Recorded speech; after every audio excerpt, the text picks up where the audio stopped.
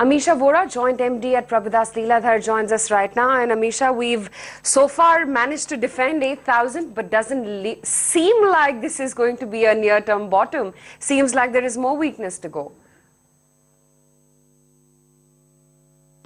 But probably I would think, slightly differently. I would think that from a exuberance in mood that we will have X basis points of repo rate cut to the growth will just bounce back and things will be hunky-dory. We have come in last, you can say, about 2.5 months to a place where we think that growth is not going to be there for at least next 3 to 4 quarters.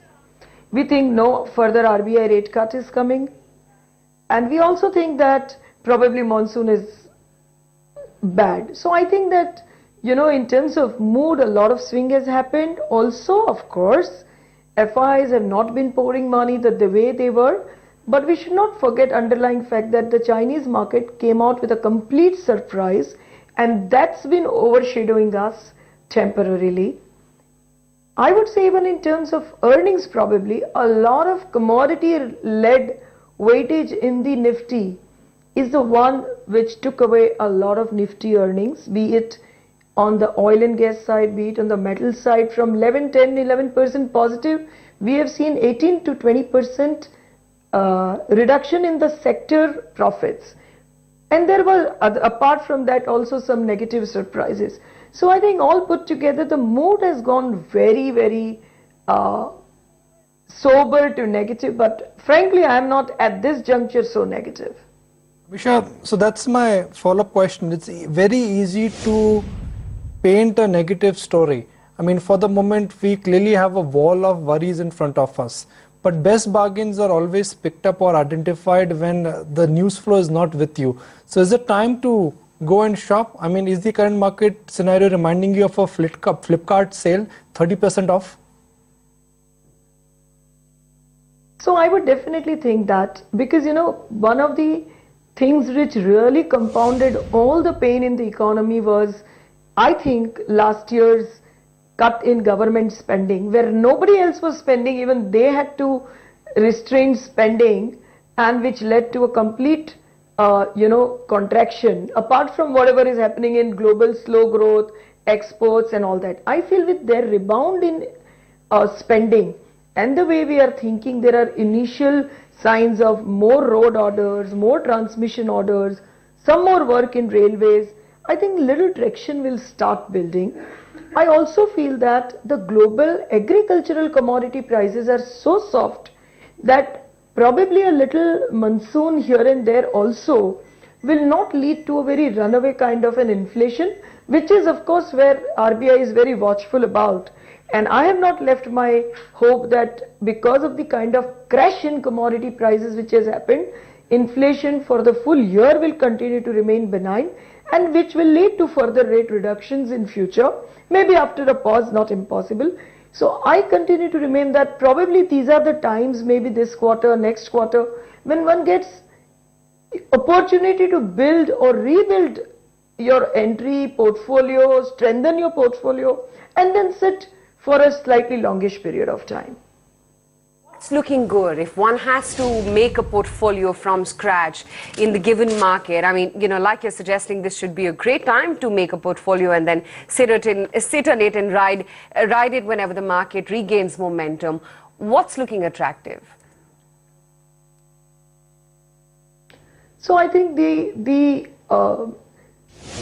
usual suspects to some extent would definitely remain in the portfolio, which is the IT, because last quarter they surprised a bit negatively. There are certain headwinds in terms of growth, but I would still think that they're net huge cash generating companies with some decent growth. One cannot ignore them, one can pick and choose, but to us in slightly larger caps, Infosys continues to look interesting. I would think that in terms of slightly outliers, I continue to remain very bullish on Larsen, and I think that the revival will be led by the infrastructure spending and being the balance sheet being in place for Larsen, and while competition has lost a lot of ground in terms of their state of balance sheet, Larsen will be in a very good position to capture the upcoming infrastructure spending. In the short term, of course, in the roads or power or transmission, but in the medium term to long term in the defense also. So I continue to like Larsen a lot in that space.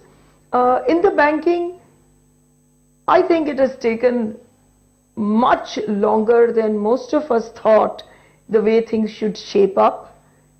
Even currently, the headwinds are too much against them overall, but I think yesterday's RBI further small move in terms of allowing equity conversions, giving them further teeth for change of management are also some of the the steps in right direction.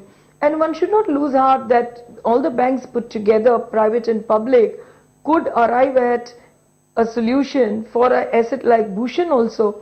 Then some of the other assets which are facing, I would say, some problems which are core infrastructure assets, I don't think they will go into dumps and we will face much bigger issues. So I remain reasonably positive from current levels, even on banks. My logic with that is that why walk on a dangerous path? The terrain for PSU banks may not change. The incremental change will happen, but the incremental change will take a lot of time.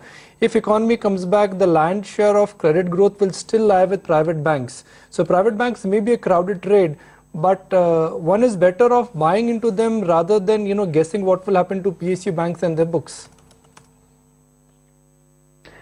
True, but you look at ICICI Bank, the way that has corrected. I don't need to go too far away and search a PSU bank and be lured by their extremely low valuations. Even ICICI Bank has corrected from 350, maybe today, it's almost 10-12% correction, which is already come in. While, there are, and with some of these fears that some large accounts may go under, and things like that. So I was more referring to even that. And even in PSU banks, I think till the time the chairman's and other issues is fixed, it will be little too premature to take a plunge except in SBI. SBI is of course at a reasonably attractive levels, and one may not go in a hurry elsewhere. Though over 12 to 18 months period, it will be a good trading bet, but I would also refrain and go at some of these larger, more known, managements where we know that there is somebody who is really watching and taking decision. That's a better opportunity to play. Right, Amisha, appreciate your time and thank you for joining us. Let's take a break with the news that markets are volatile, but before we take a break, Finance Ministry has returned and Oil Ministry proposal to allow market price for a part of the natural gas produced by firms like ONGC and Reliance Industries from difficult oil fields. Nitya joins us with more details. Nitya, just break the news for us. What does this mean for the oil and gas sector? Because pretty much it is an ongoing deliberation between oil and finance ministries. Remember, this government has promised that exploration from difficult terrain, as is a global practice, will be incentivized for companies like ONGC, Reliance Industries and Ken India. What we're picking up from sources in the government is that while finance ministry has returned this particular proposal of oil ministries, it is not a rejection of the proposal for premium pricing of gas.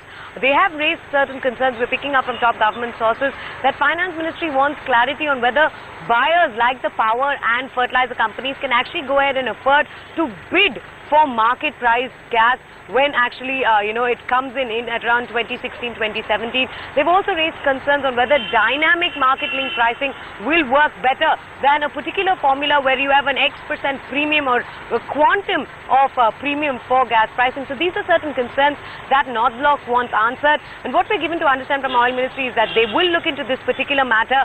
And once again, it will be Oil Minister Pradhan who goes and meets Finance Minister Arun Jaitley. But very clearly, premium for incentivizing production from difficult fields, exploration from difficult fields is very much on the table, and it just means that this particular process may get slightly delayed because deliberations are on, but it is not a rejection of this proposal from the Finance Ministry, and that's the clarity coming in from